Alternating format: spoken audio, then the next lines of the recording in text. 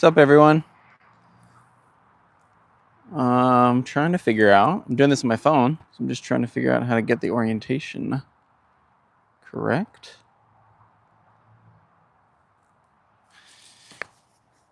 Hold up.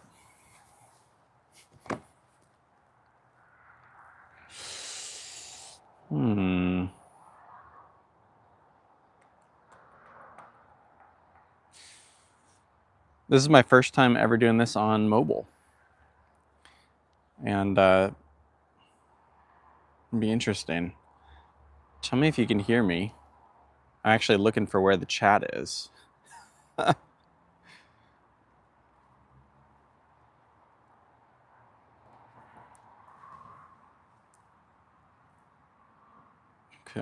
how do I get this the other way? Well, you know what? Might be doing this vertical.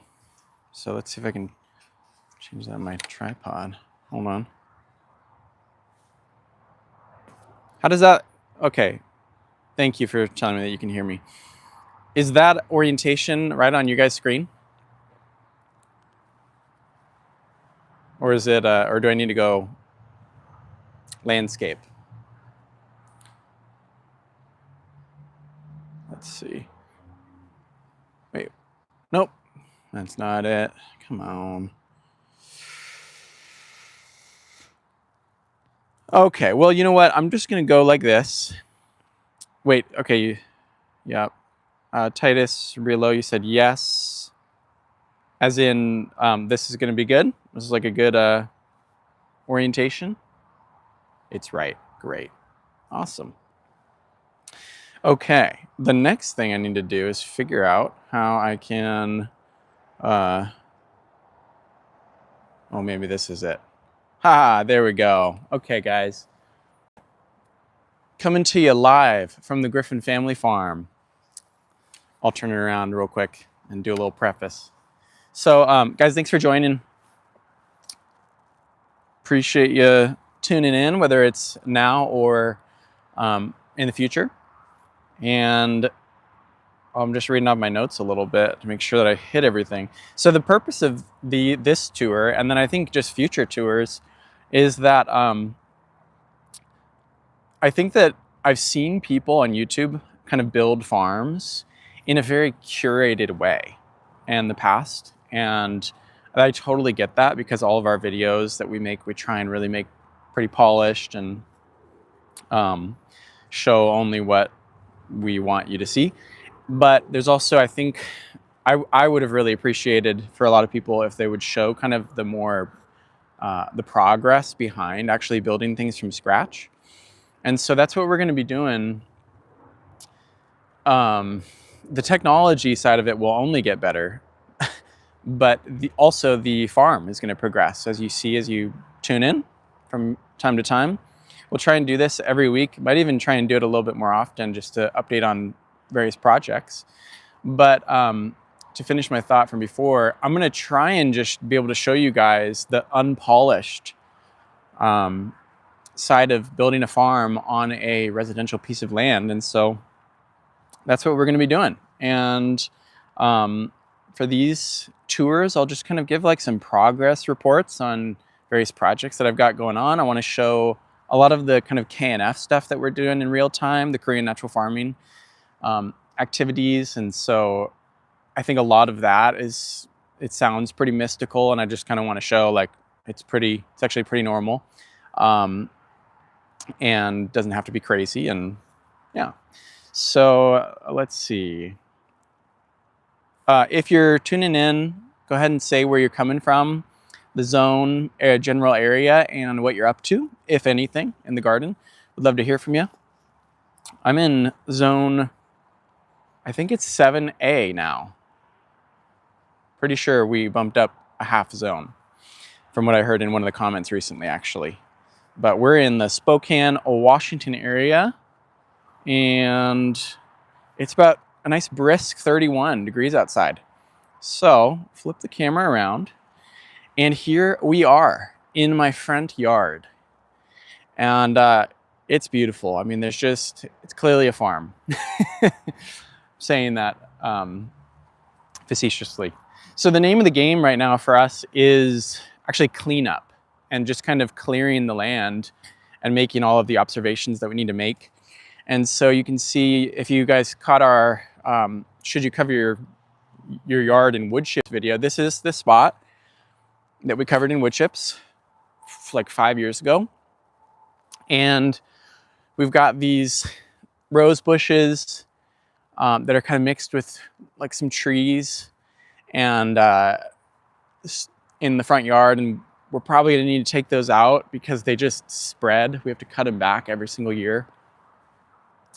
And as I'm walking to the front of the yard, this one is just so big. And you know, we want to run garden beds here. So the plan is we're going to be scraping back the wood chips, and hopefully there's pretty decent soil down here. We were running garden beds. I think they were 4 foot by, I can't remember. Maybe they were 4 foot by 8 foot or something, or just these little sections. And we were running them downhill. So this is downhill, and now we're going to be running them north to south because we know a little bit better about that. And the main things here are, as far as clearing the land, is we got to get rid of these trees because they soak up so much moisture and also block the sun. So they're doing kind of double whammy. And then we've got this behemoth, and I don't know what we're going to do about that, because it's going to cost like $2,000 to remove. And these ones, we can probably figure out how to do them ourselves. I'll show a bit of the state of the backyard in a sec here. And we're taking down trees there with my dad's help. My dad used to work for a tree service, so he's kind of got some know-how. So we can take these out with little equipment, but you know, just kind of by posting up a ladder and scaling the tree and taking it down little by little. But that big boy is just so massive. And when we got it quoted a couple years ago to get it taken down, it was going to be like $2,000. Not money that we really have. So we're going to probably take this space in the back part of the front yard and just make it a kids' play area, because right where that circle, the rock circle is, because our kids desperately need somewhere to play. As you'll see maybe a little bit later on, they love to dig, and we don't want them digging in our garden beds. And they know not to do that, but they kind of want their own play gardens. So yeah, real exciting here, guys. This is the property. You can see kind of the rough shape of one of our garden beds. We had some irises growing there, and we'll be digging those up and moving them. I think that the game plan here for this front yard, honestly, is going to be to really just do some experiments. We're probably going to experiment a lot with cover cropping and just seeing different mixes that do well. We'll of course be applying our indigenous microbes, and we'll be running beds north to south along here, probably starting right around there, the first half, or the front half of the yard. But then there's of course all these different tricky things that we need to navigate, like the water access is in that cover hole right there, and then there's the telephone lines, and then people like to park on the street here. What are you gonna do? So heading over this way, this is like our lower yard, and we don't live in the best, like the nicest, like most curated neighborhood in the world. I'm turning around a little bit, and that's a good thing, because right now our yard, and when our renters were living here before us, for sure, looked kind of like a trash heap a little bit. So we're continuing that trend, and we've got all of these bags of leaves and compost. And these are, this is like leaves from the leaf experiment that showcased a little bit, but then so much of it is actually very close to being just straight up leaf mold. And so wanted to take that with us when we moved here. So we had something to get started with. Here's a bunch of compost that we took with us, and in pretty good shape, pretty nicely decomposed stuff. And then this is the chicken coop that we temporarily housed our hens in when we were living at my in-laws' house, Cassidy's parents' house.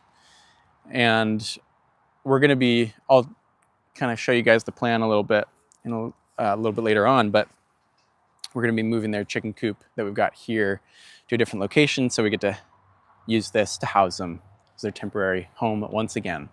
Also, real quick before I move on, this is a experiment that I'm doing for IMO 5. This is rabbit manure mixed with my IMO 4, and it's interesting. I mean, so here's one of the thermometers. It's like just under 40 degrees Fahrenheit, and it's pretty cold outside. I mean, yeah, I think I said it's 31. Like I checked, got down to mid-20s at night. So it's retaining some heat, and I just don't know. I haven't really been able to make too much IMO 3, 4, 5 in the winters. So I'm kind of just trying to see if I can get it to heat up on its own. IMO 5, for people who don't know, is when you take your finished IMO 4 and mix it with a sort of nitrogen-rich material, and it generates some more heat and feeds the microbes, and then you get to basically expand your your inoculant. Okay. So down here, you can start to see the crazy mess. We'll get over to that guy. That's the cherry tree, but in a minute. But for right now, this is the lower yard. You can see where my son has been digging. Loves to dig, and he's been digging up these roots from a cedar tree that we took out a while back.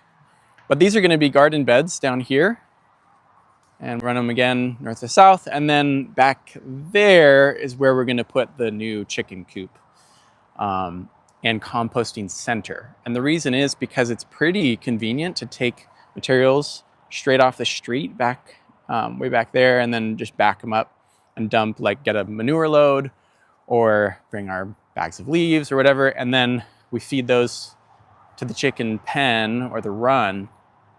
And chickens are incredible processors of materials. Poop on stuff, you can scrape it out, make great compost, and then we're kind of in this central location where we can take the compost and bring it back to the front yard, or we can take it and spread it out across the back. And so right now, this area, like I said, the name of the game right now is just clearing the land. And so here's a bunch of cherry tree limbs. I'm processing them actively. I'm using this dinky little shredder, but it's doing some serious work. I bought this a while ago on Facebook Marketplace for like 50 bucks. And it actually, it's a little, I don't know, like it's hard to use, I won't lie. I can't really recommend it. Branches like this is from our crabapple tree. Like if it's twisted at all, it won't shred it. But these straight branches that are coming off of our cherry tree make pretty good wood chip mulch. I mean, this stuff is really fine. Gonna make great chicken bedding and probably pathway materials. So there you go. Again, just super exciting, mundane stuff. A lot of manual labor. And let me see if there's anything else I want to talk about for this area. Here's the crabapple tree stump. So we've gotten some questions about why are we removing trees, and I mean the main answer for that, honestly, is it's a hard decision because you obviously want to, like, trees are good for the environment, and you know, cleaning the air and sequestering carbon. But they're kind of right in the middle of garden beds that we want to install. And so that's kind of that's like the main reason. It's that, and they're a bit unmanageable. They're just not in the right spot. We definitely will be planting more fruit trees and bushes, but we're going to be doing it a bit more strategically over the years, and we're kind of playing the long game. And the main thing I think that, well, not the main thing, but one of the main things that Cassidy and I've really learned and had to learn the hard way is that when you're starting a new garden, and I think certainly when you're starting a farm, if you leave these pieces of infrastructure, trees included, that are like that aren't really aligned with your, I don't know, they're like, if they're just going to be constantly getting in the way, it's better to just remove them than fight for all of time. And so that's what we're doing. We're just trying to get kind of a clean slate here, and I'll show you. So this is one of the cherry, this is like one of the like chunks of the cherry tree. And I'll just go there now. We mentioned this in our podcast that we just released. But here's the cherry tree. Just taking it apart little by little. And I had a couple cherry trees growing up that were amazing. They were awesome. And I feel like they were both about the size of one of these, like, I don't know, massive. I don't even know if you can call that a massive branch. It's like a trunk. It's like a sub trunk from the mother trunk. So we've got like 1, 2, 3, 4, 5, 6, 7, 8, 9, 10. We have like 10 trunks coming off of this behemoth. And it's right in the middle of where we want to be growing, casts an absurd amount of shade over the yard. And then also this branch, like right up here, this is dead, I think. It was dead already, but like way above that was the closest part that you could pick, the like nearest cherry. And so there were cherries, but what would happen is that birds would just come in and eat them, and they drop the seeds, and then we'd be picking out, you know, cherry tree volunteers from the garden bed, and then the rest of the cherries that we couldn't reach would just fall and bake in the sun and get sticky. And anyway, it was a mess. So we're taking out the cherry tree. Sorry, everyone who wants it to stay, but it's not going to. Yeah, here's a bunch of the lumber that we're sorting through. I'm like just going through with loppers right now. And I honestly, like, I don't even know if that tiny dinky little shredder is going to do the trick. Obviously it's not going to do the trick for these big, like these thick branches, but there's just so many branches. And so I don't know if I need to rent something, or I don't really want to buy something because I'm not going to be using it consistently, but maybe I need to get someone to just come in and shred all this stuff for me, because I love the wood chips. Okay. There's the cherry tree. Yeah, so, I'm seeing the comments. Lots of firewood for sure. Unfortunately, we don't have a wood stove in the house. But I'll show you guys a little bit in just a sec, the place that I'm making charcoal for biochar. Probably will eventually burn some of it there. I'm just going to shred some for the wood chips, because wood chips are great for like chicken bedding and pathways, and as a mulch in your perennial garden beds. And then, I don't know, I'm like thinking maybe I can try and sell the logs. Does anyone know? Do people buy cherry tree, like large chunks of cherry tree? I feel like cherry wood is some sort of valuable wood. I don't know. Even if I could get like a couple $100, that would be awesome. But otherwise we'll just age it until it's ready to use. And then there's one other way that we'll probably use some of it eventually if we don't get rid of it, which is in our hugel culture beds. But those are just like a long-term sort of thing. I'm going to show you guys our chickens. This is the This is the chicken coop slash greenhouse, and built this run long time ago. And I think we had 12 hens in here, and then we would kind of fence off this back area and let them through here. Right now, I've just let them out so that they can peck at the weeds, and they are loving it. These are the friendliest chickens I have ever had in my entire life. They're like dogs. Like, if I go in there, they'll just come up to me, and one of them, I don't even know which one because they all look the same to me, but one of them like comes and just sits on my foot. It like literally sits on my foot when I go in there. So these guys are great. Gal's great. Hey, chicken. So we've got 2 California tans and 2 smoky pearls. And then we're probably going to get about 20 more when we rebuild the coop so that we can be cranking out the compost. This chicken bedding is about ready to remove and to replenish. I can smell it just barely. In here I've got straw and leaves that they've shredded up and pooped on and pecked away at, and I've also got biochar in there, I guess. No, it's biochar. And I'll show you the inside of the coop in a sec, but yeah, these guys are awesome. Processing materials, and we need a bunch more to come in, so that'll be fun to get. So yeah, I mean, actually one more thing while I'm out here. I don't know if you can see this on the camera, but you might be able to see those mounds that are running. Like, here's one mound, and then there's another mound. Those are where our previous garden beds were, and they ran about 50 feet all the way back here. And the soil here is so nice compared to where we've been trying to grow the past couple of years. Honestly, it's like we did a ton of work and then get to reap some of the benefits from it now. So super stoked for the growing season. And this back corner right here, talk about cleanup.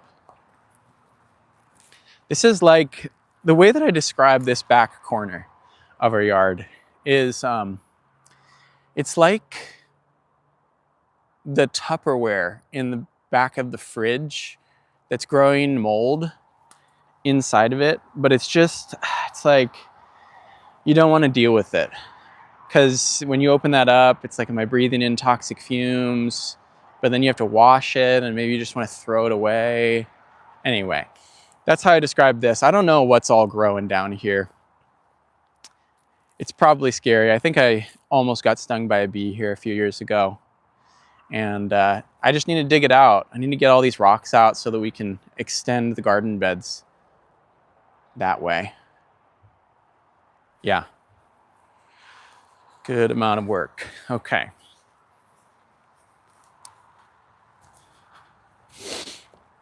Go ahead and, guys, comment what you are up to for your garden projects right now, if anything, or if you're just kind of along for the ride on the stream. Would love to hear about anything that you're dreaming about or just kind of having the works for next growing season, or if you're in the middle of a growing season. Got one question from someone via email who is growing in Australia, and yeah, lucky Southern Hemisphere folks getting to grow right now. This is a bunch of wood that is quite a bit more aged, and I'm carving out some, like I said before, some hugel culture beds. My son was helping me dig these out, and then every once in a while, my son and daughter will just push dirt back into the hole, and which is the opposite intention. So they're helpful and not really very helpful, but they want to help, and you got to give them opportunities here and there. Yeah, so this wood here, what I was going to say is, when you're making hugelkultur beds, if you can get stuff that's like nice and rotted like this, that's pretty ideal, because then it's well on its way to being able to break down into soil and feed the fungi. Got a bunch of that rotted wood, but I think regular wood is fine too. Like maybe not, I honestly, I'm not sure. If you guys have any experience, you should comment using fresh wood versus rotted wood in your hugelkultur beds. And then here's my my charcoal pit. And yeah, I mean, really exciting to look at there. This is my current charcoal making station, and we'll be coming out with a video soon here about some ways that you can do it. Here's a bone. That's kind of cool. You can see all the pores in there maybe. And yeah.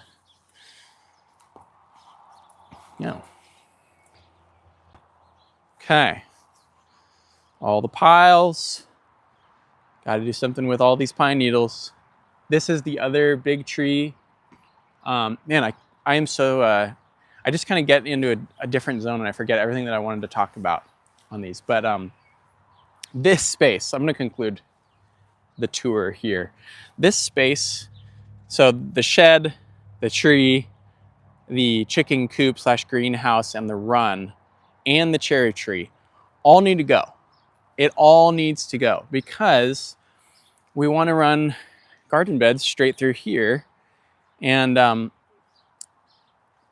yeah, and so we're gonna be repurposing this shed, hopefully, you know, some year we will. And what we think would be cool was if we could convert it into a cold room, because we're gonna be growing flowers, and you need like a cold room. And so we've got a couple like AC units that we're gonna see if we can kind of hook up. I mean, got to do a ton more research on that. I know that there's whole companies that really like set you up with that, but we need to move it. And the only reason that I think it's possible is because we moved my father-in-law's shed, that is a bit bigger than this one, by hoisting it up with a jack and then rolling it on logs. We like rolled his shed probably 20 feet. And so this one we will have to move all the way down and back there, around there. So I don't know if that's exactly possible, but for the greenhouse chicken coop, I'll show you guys the inside, the embarrassing site that it's in. Please don't judge me. This is the current greenhouse. And you know, we're in the middle of moving still. I mean, whoa, sorry about that. We're in the middle of moving. And so so we're just kind of like tossing stuff. I guess we moved a month ago, so maybe I have less excuse than I'm letting on, but we're just tossing stuff places so that we can get settled in. And it's hard with 3 kids to do that, because they like to undo your work and like I said, help before help. So, but this is the chicken coop. This was a full greenhouse before, and then I've installed this wall here, and we took out our cabinets, some of our cabinets in our house, and I repurposed them to be nesting boxes. And there's an egg. Would you look at that? Yep. That's kind of a fun little setup. Here's my feeders and my waterer and a hen. Hey there. And this bedding is definitely ready to pull out and compost. So great little coop, especially for 4 hens. What we want to do though is, you gotta stay in. Stay in. What we want to do is move this, and I was thinking about disassembling it and trying to rebuild it in a different way. But honestly, it's so structurally sound. It's like pretty good, pretty well built, that I'm also wondering if I can just kind of take off parts of it, like walls, or the roof and move it down there. And then from that point, I'll move the wall, and the whole thing will probably be a chicken coop / run. And then we can get more chickens in there. All right. I think that is where we're going to wrap up the tour, and then I'll go inside and show you guys the seed starting setup that we got right now and answer some questions.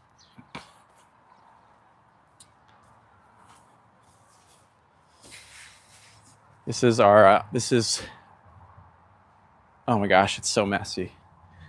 I feel embarrassed to show this, but I'm going to. I'm basically taking this finished compost and then sifting it with this 1/2-inch hardware cloth into this tote. And this is leaf mold. Really nice looking stuff. And then I sift it again in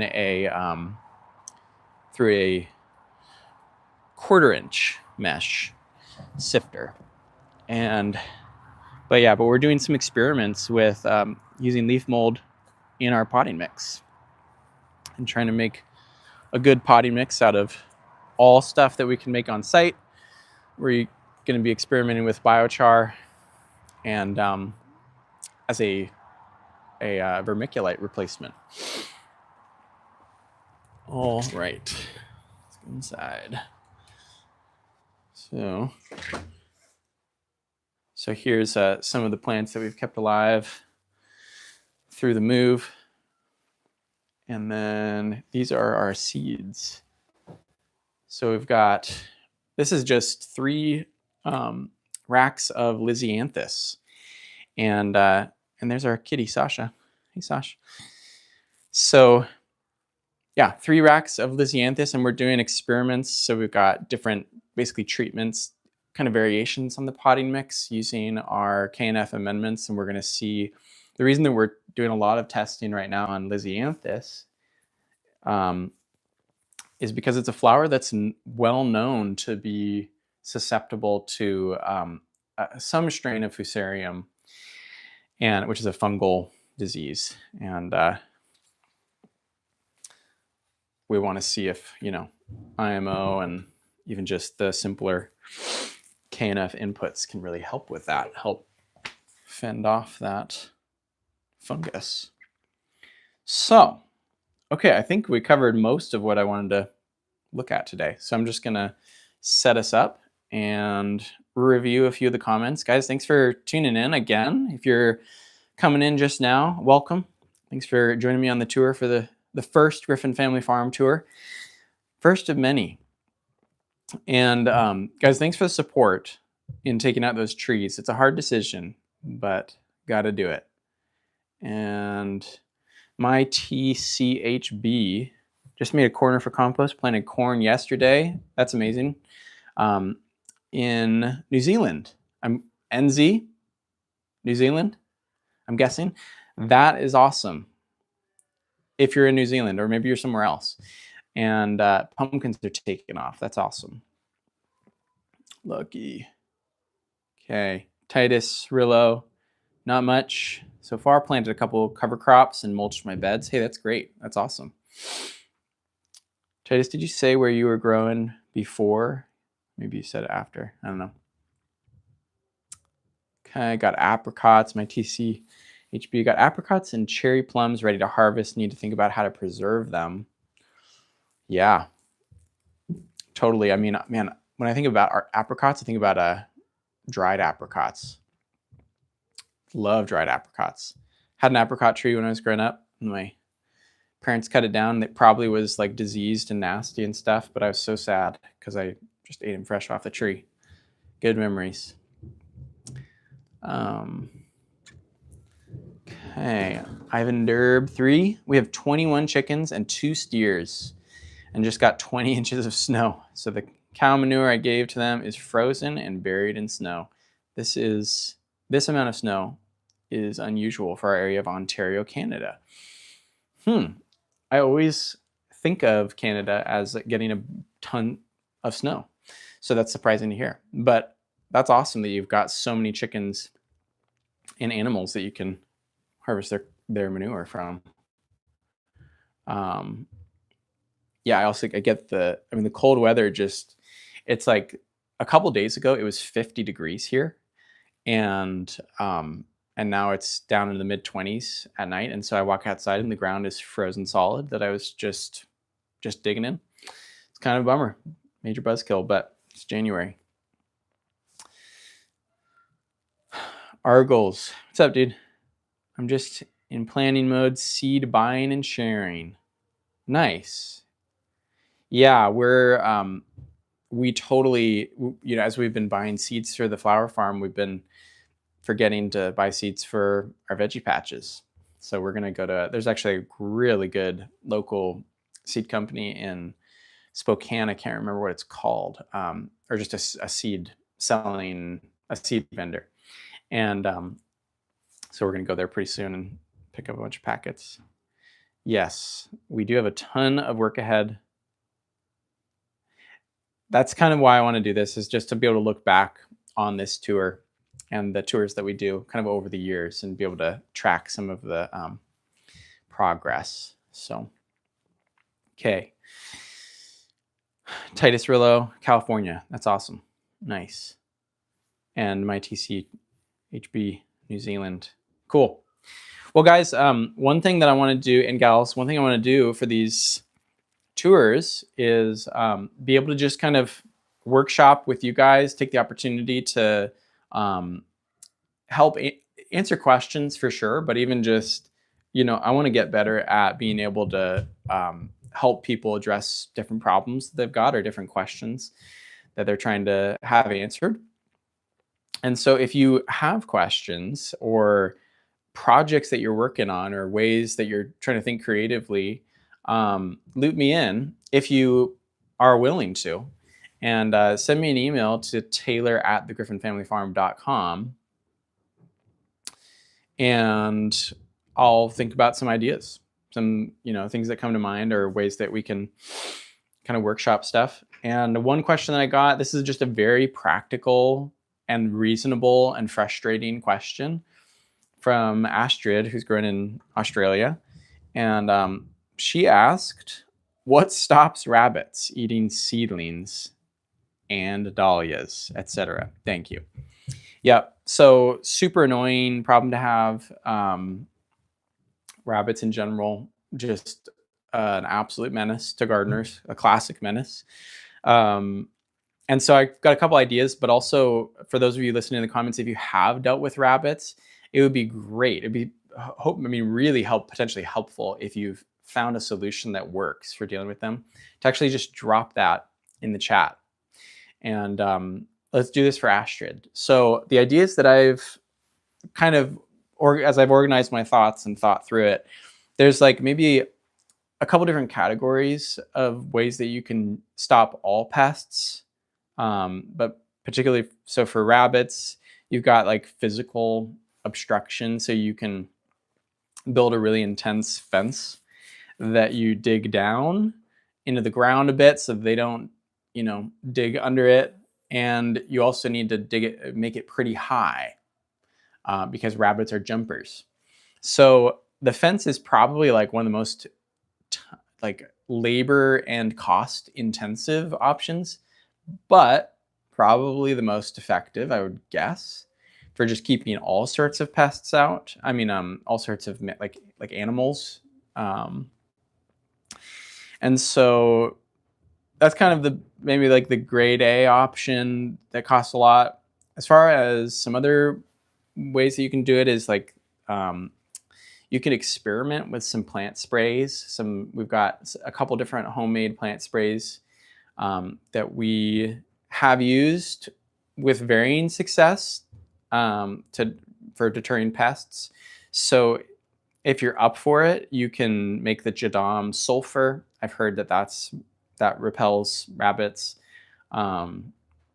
just because it's a bit stinky. And it also helps deal with disease and is a mild insect deterrent. Overall, what you're doing with these natural pest sprays is you're kind of just harnessing the potent scent of various compounds like natural ingredients, and then you're applying that to your garden plants. But you have to do it regularly. And yeah, for getting seedlings, like saving seedlings, I almost wonder if, like, depending on how many you're growing, you want to do like cages around them or something. But the sprays you have to reapply pretty much every day, I think. There's the, like, technically, I think there's the psychological or the like sort of option where you post up like owls, like fake owls or scarecrows. And I don't really know how effective those are at deterring rabbits. I think rabbits are pretty smart. But yeah, that was one option. And then the option that has worked for us. So we had rabbits when we first moved here years ago. And they were terrible. We hated them so much because they just hopped through and munched the plants down to the ground, and nothing we could do about it. And we got cats, actually, for that reason, at least partly for that reason. And boy, are they effective. Like, I think that, I mean, you obviously have to take care of your cats. I guess guard dogs too could be an option. But cats, you know, are just hunters. They're basically wild animals that have just barely been domesticated. And our cats are so good at killing rabbits that they solve the problem. I probably cleaned up 4 rabbit carcasses across our property just in the first year that we had cats. And then I honestly have not seen a single rabbit since. So that's, in my opinion, I think that's like the most effective deterrent. And yeah, I don't know, but rabbits suck. So I don't know if there's, I think if there's one size fits all option, then everyone would know about it. But maybe there isn't one.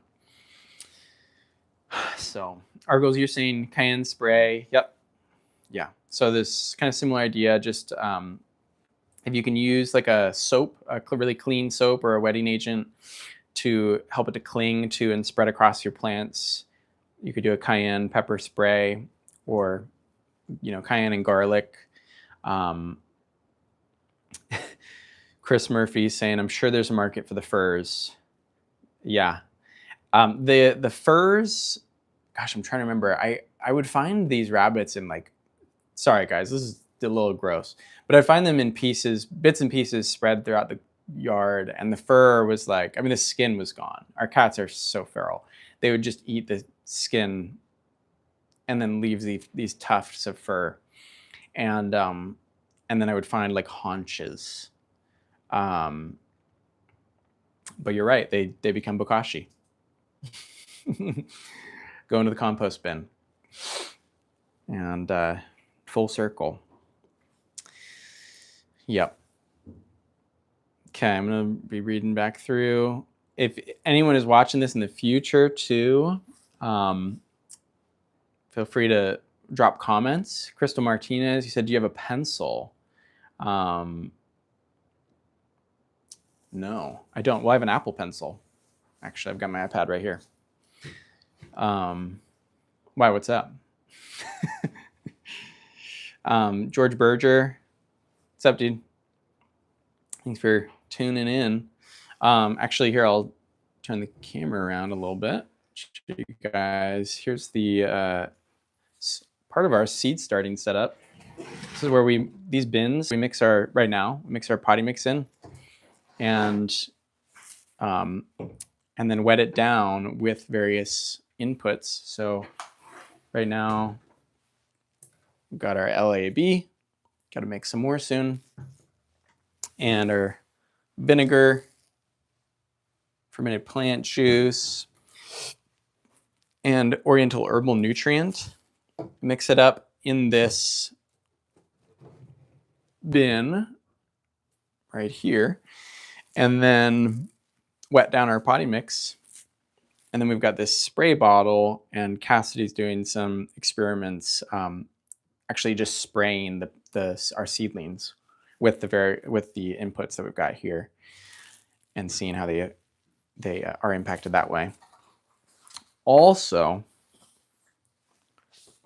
we've got A Home Gardener's Guide to Korean Natural Farming just hanging out here. But this is actually open to the page that has all the dilution rates for these. So that's my shameless plug for the close to the end of this live stream. If you haven't picked up a copy, would love for you to support, and you want to support the channel, you can do that, and you can get all of the recipes that we use. Also, if you don't want to pay any money and you just want to do a little bit more work, you can go to our free resource page, which is thegriffinfamilyfarm.com/resources. And we've got all of our recipes and stuff that you want to get there. Of course, we've got our videos as well. But anyway, if you haven't got the book and you wanted to, here's your reminder.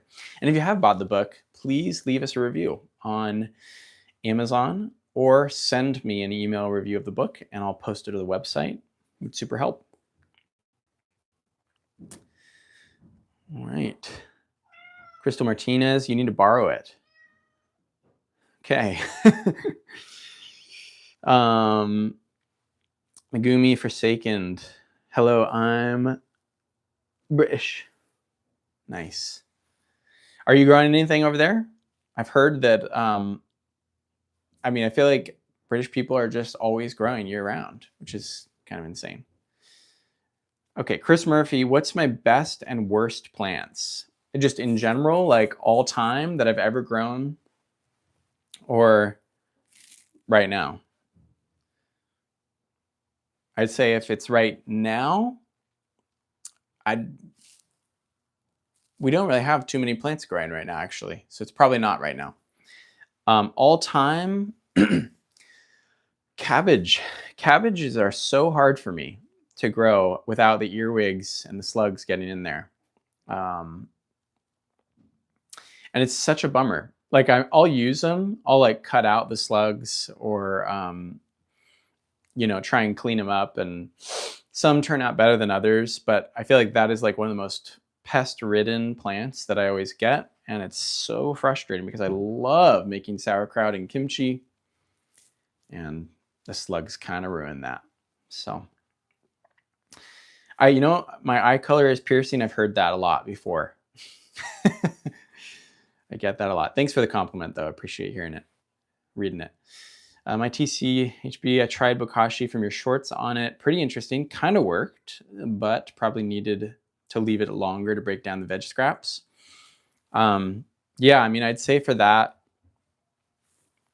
I usually wait 2 weeks if I'm leaving them indoors after I add the last ingredient. So I finish off, I sprinkle the top of my bin with a little bit of my bran or my spray.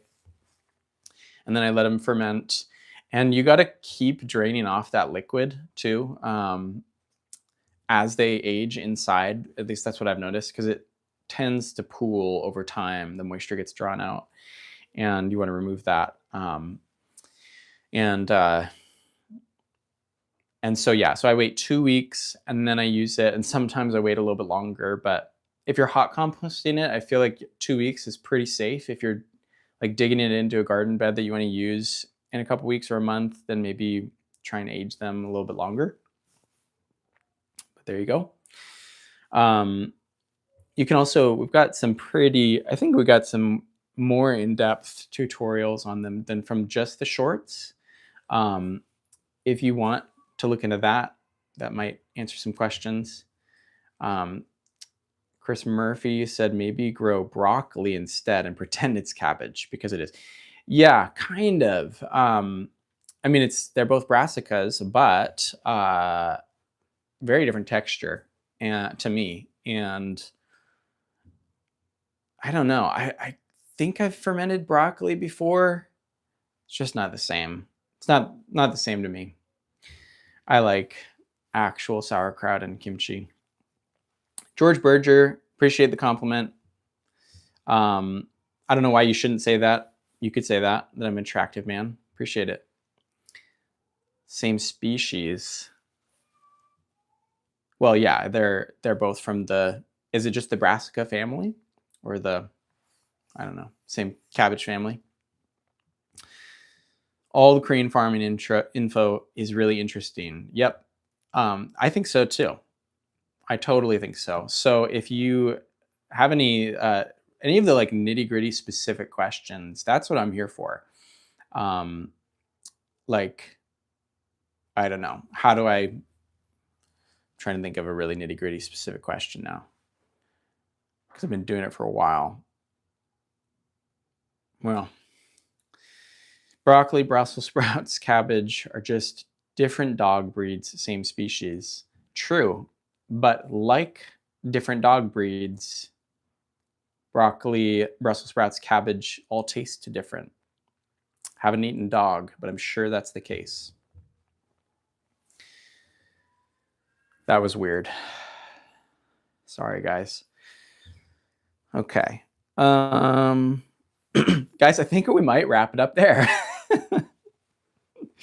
Thank you so much for joining me on this live stream. Oh, one more thing. Argos Organics, fungus gnats. How do you deal with them in seed starting? Fungus gnats, you know, we've got some gnats here and there, but like, I don't really notice it as a, I don't know. I like, I've seen them, I feel like every once in a while, but I think you could probably just hang up some of those yellow strips that are like the sticky, attractive things, like tape. But I don't know. I just have not had that issue. I've heard that from other people saying that they don't even bring their compost indoors. But for whatever reason, I've not had that be an issue. Okay. There you go. I'm actually going to wrap up now, guys. Thank you so much for joining. This was fun. And I'll be here at the very latest next week doing another farm tour. We'll get to do a little update. I think we're going to have more of the cherry tree chopped down. Goodbye. Although it won't be goodbye because I'm going to be processing the branches forever. But maybe we'll have something else to show. Maybe I can showcase some of the IMO 5 that we've got fermenting. And appreciate y'all. All right, let's see if I can do that.